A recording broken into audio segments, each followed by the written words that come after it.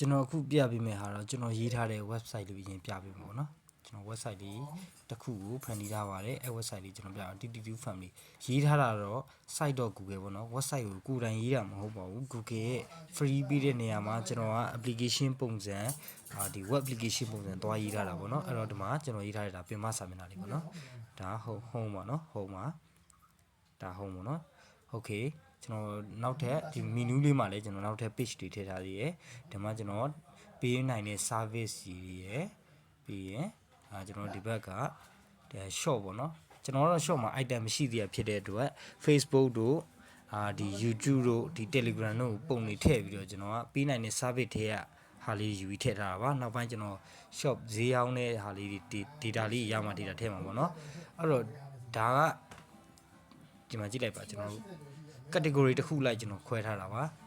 ဒီ Telegram ပုံမှုလို့ဒီ Telegram နဲ့ရောက်နေတာမဟုတ်ပါဘူးကျွန်တော်အမျိုးအစားခွဲပြီးထည့်တာတကယ်လို့ကျွန်တော်ကဒီ Telegram ဒီဒုတိယနေရာလေးကိုကျွန်တော်ကဒီ Facebook category နဲ့ကျွန်တော်ကတင်ထားမယ်ဆိုလို့ရှိရင်ဒီလိုမျိုးပေါ့နော်အမျိုးအစားလိုက်လီခွဲပြီးပြနေမှာဖြစ်ပါတယ်အဲ့တော့ကျွန်တော်တို့ဒီမှာစုစုပေါင်း1 2 3 4 5 6ခုမြင်ရတယ်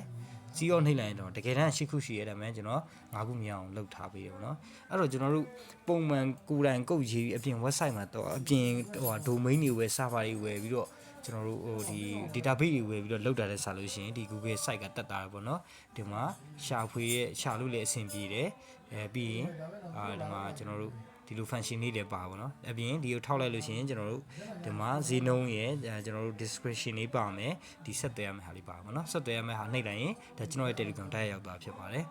အဲ့တော့ကျွန်တော်တို့ဒီ website တွေရေးထားပါเนาะဒီအောက်ကဟာတော့ guide ဆိုပေမဲ့ကျွန်တော် video ပေါ့เนาะ YouTube က video လေးတွေ embedded လုပ်ပြီးတင်ထားပါတယ်အဲ့တော့ကျွန်တော်တို့ဒီမှာ website တွေဒီလိုလွယ်လွယ်ကူကူဖန်တီးလို့ရပါဘောเนาะတကယ်လို့သိကျင်နေဆိုရင်နောက်ပိုင်းကျကျွန်တော်မေးလို့ရတယ်လို့ဗီဒီယိုလေးတင်ပေးဆိုလဲကျွန်တော်တင်ပေးပါမယ်โอเคအဲ့တော့ကျွန်တော်ကဒီ website ကိုလုပ်ရတဲ့ရည်ရွယ်ချက်ကဒီလိုမျိုးကြည့်တာ website သိတော်တော်များမသုံးကြဘူးเนาะအဲ့တော့ကျွန်တော်ဒီ website ကိုနောက်ထပ် phone application အနေနဲ့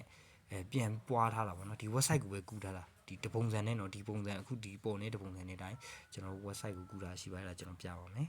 အဲ့တော့ဒီမှာကြည့်เนาะဒါဟို desktop shortcut တင်ထားတာမဟုတ်ပါဘူးကျွန်တော်လုံးဝဒါ Android software APK file เนาะအဲ့တော့ကျွန်တော်နှိပ်လိုက်မယ်နှိပ်လိုက်လို့ရှိရင် sorry နှိပ်လိုက်လို့ရှိရင်ကျွန်တော်ပြန်ပြမယ်เนาะကျွန်တော်စနဖွင့်ထားတယ်မှားသွားလို့ကျွန်တော် file နဲ့ဝင်လိုက်မယ်ဝင်လိုက်လို့ရှိရင်သူကဒီမှာကျွန်တော်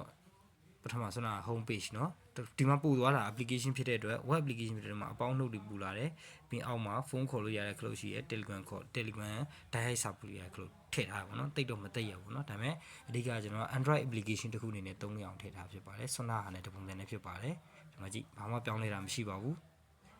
ဒီလိုမြန်မာ font အနေနဲ့ပဲသူ့အတူအကုန်လုံးလုပ်ထားပါတော့ဒီ website loading လုပ်နေတဲ့အချိန်မှာစောင့်မှုတွေရှာဖွေတာတွေပါတယ်အကုန်လုံးအတွက်ကကျွန်တော်ဒီတိုင်းပဲလုပ်ထားပါတော့မြန်မာစာလေးနဲ့ပဲလုပ်ထားတယ်နည်းနည်း line တိတ်မကောင်းတယ်เนาะကျွန်တော် loading တွေပြနေပါတယ်ရပါပြီ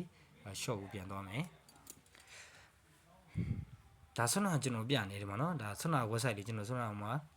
browser မှာဝင်ထားတဲ့အတိုင်းလေးပဲเนาะဒါ browser မဟုတ်เนาะဒါ software เนาะဒါ browser เนาะဒီမှာကြည့်အဲ့တော့ဒါကျွန်တော်လုပ်ထားတာလေးဖြစ်ပါတယ်ကျွန်တော်ဒီ Google site ကနေပြီးတွားပြီးတော့ website ပုံစံလေးကိုရေးပြီးတော့အဲ့ဒါလေးကိုကျွန်တော်ကဒီလို Android ပုံစံ Android application ပေါ့เนาะပြန်ပြီးတော့